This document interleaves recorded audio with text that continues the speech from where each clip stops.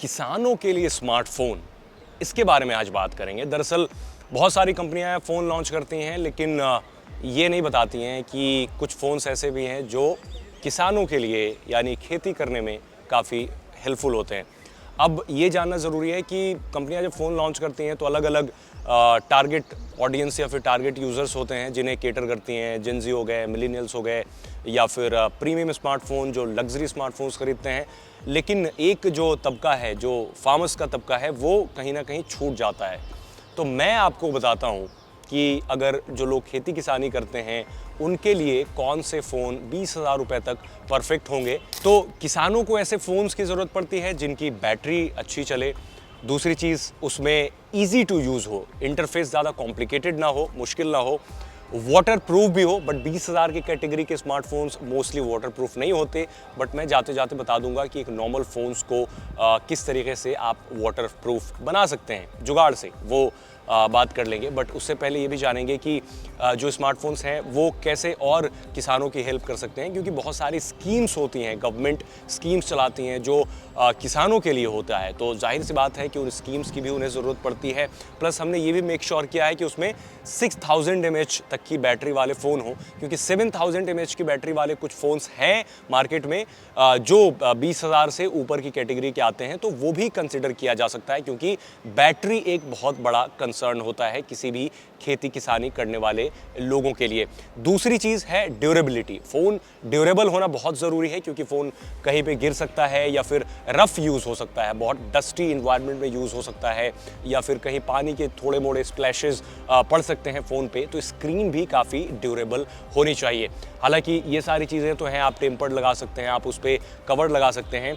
पहला एक फ़ोन जो मैंने शॉर्टलिस्ट किया उसके लिए M13 5G है, जो आपको 15 से 18,000 की कैटेगरी का फ़ोन आता है। इसमें 6.5 इंच की बड़ी डिस्प्ले है और इसमें आपको मिल जाता है IP रेटिंग तो नहीं है, मतलब ये वाटर प्रूफ तो नहीं है, बट ये ज़रूर स्प्लैश प्रूफ है, यानी छोटे मोटे एक्सीडेंटल वाटर स्पिल से इसको कुछ नहीं होना। 6000 mAh की बैटरी बैकअप मिलती है, जो नॉर्मल यूज़ में किसानों के यूज़ के लिए ये 2 दिन तक आराम से लास्ट कर सकती है। और user interface Galaxy One UI काफ़ी अच्छा है, क्लटर्ड नहीं है, इजी टू यूज़ है, बड़े बड़े आइकॉन्स होते हैं, आराम से दिख जाते हैं, तो ये भी अच्छा है, कॉम्प्लिकेटेड नहीं है।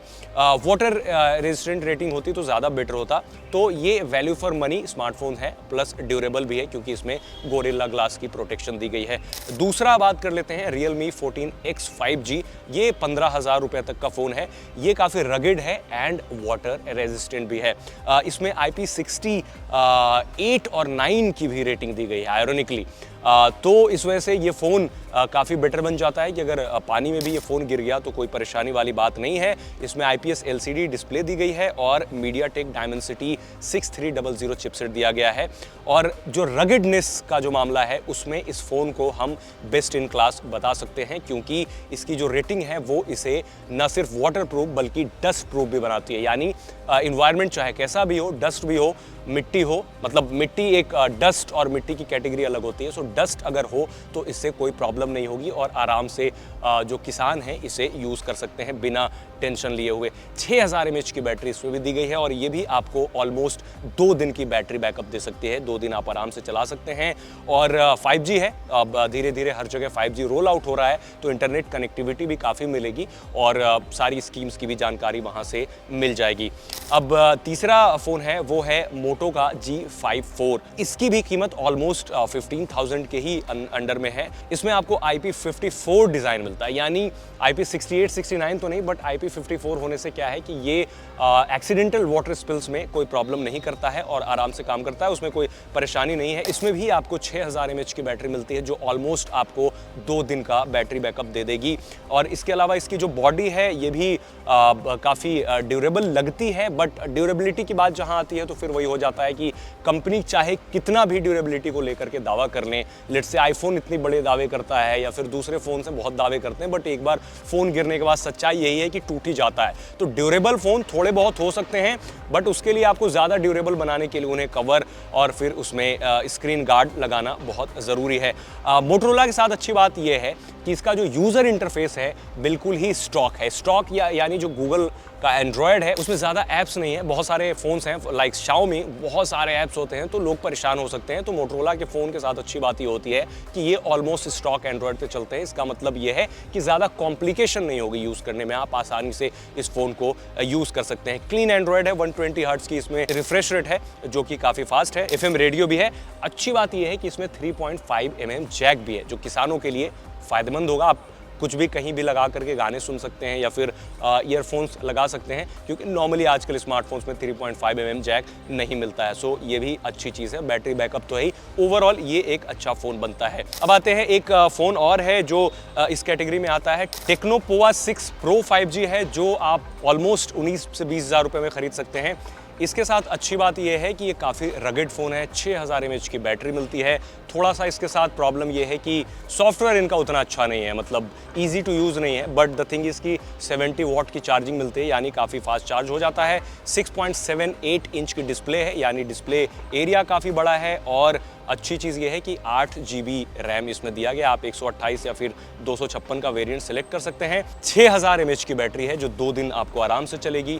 डिस्प्ले अच्छी है, परफॉर्मेंस अच्छा है। ऐप्स काफ़ी सारे हैं। अगर काफ़ी सारे लोगों को ऐसा होता है कि उन्हें बहुत सारे ऐप्स की ज़रूरत पड़ती है तो इसमें इनबिल्ट ऐप्स हैं। हो सकता है आपको अच्छा ना लगे तो आप अनइंस्टॉल भी कर सकते हैं। और 5G रेडी फ़ोन है। हालांकि इसमें कोई वाटर रेटिंग नहीं है, ना डस्ट प्रूफ फ़ोन है, नॉर्मल फ़ोन है। एक्सीडेंटल वाटर स्पिल से आप ख़राब कर सकते हैं इस फ़ोन को, उतना ड्यूरेबल भी नहीं है।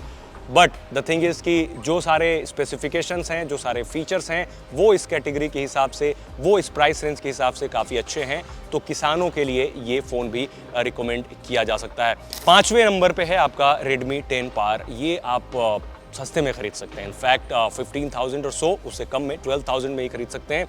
और ये थोड़ा पुराना फ़ोन ज़रूर है, बट अच्छी बात ये है कि ये 6000 mAh की बैटरी वाला one of the cheapest phones in market है। तो इससे आपका ये होता है कि बैटरी वाला तो पर्पस सर्व हो ही जाता है, प्लस गोरिल्ला ग्लास 3 की प्रोटेक्शन है। उसका मतलब जो ग्लास है वो नॉर्मल फ़ोन्स के मुकाबले थोड़ा ज़्यादा ड्यूरेबल मिलेगा। हालांकि अगेन मैं ये बता दूं कि आपको प्रोटेक्शन के लिए उसमें टेम्पर्ड ग्लास और कवर लगाना बहुत ज़रूरी है। और एनर्जी एफिशिएंट भी इसका प्रोसेसर है, स्नैपड्रैगन 680 है जो कि पार एफिशिएंट माना जाता है। सबसे अच्छी चीज़ ये है कि फ़ोन की servicing company after sale service में Xiaomi ने काफ़ी काम किया है। दूसरे फ़ोन्स के मुकाबले आफ्टर सेल सर्विस इसकी काफ़ी अच्छी है। So that's a good thing. इसमें भी कोई आपको IP रेटिंग नहीं मिलेगी, ना ये वाटर रेजिस्टेंट है ना ये डस्ट रेजिस्टेंट है। बट ओवरऑल ये 5 फ़ोन्स जो हैं वो एक किसान के लिहाज से खेती करने वाले लोगों के लिए काफ़ी अच्छा हो सकता है। लेकिन मैं आपको एक दूसरा वीडियो जब बनाऊंगा तो उसमें बताऊंगा कि जो रगेड स्मार्टफोन की कैटेगरी है, हालांकि वो शुरू होती है 30,000 रुपीज़ से 50-60 हज़ार रुपये तक की जाती है। उसमें कुछ स्मार्टफोन्स ऐसे भी हैं जो बिल्कुल उसे ड्रॉप करने से, उसे आप कहीं फेंक भी सकते हैं तो भी वो फ़ोन नहीं टूटता है। तो मेरे ख्याल से वो फ़ोन बेस्ट होगा किसानों के लिए कि वो कभी टूटता ही नहीं। आप आराम से मट्टी में उसे डाल दें या फिर कीचड़ में डाल दें, डस्ट में चला जाए गलती से, अगर गिर जाए मे बी खेतों में कहीं गिर जाए या फिर डस्ट लग जाए, कोई प्रॉब्लम उसमें नहीं होगी। तो वो एक दूसरे वीडियो में बताऊंगा। आप बताएं अगर आपका भी एक्सपीरियंस ऐसा फ़ोन को लेकर के रहा है जब गलती से ही सही बट ड्यूरेबिलिटी टेस्ट हो गई हो और आपको लगा कि वो अब तक का सबसे ज़्यादा ड्यूरेबल फ़ोन है, तो कमेंट में हमें ज़रूर बताएं।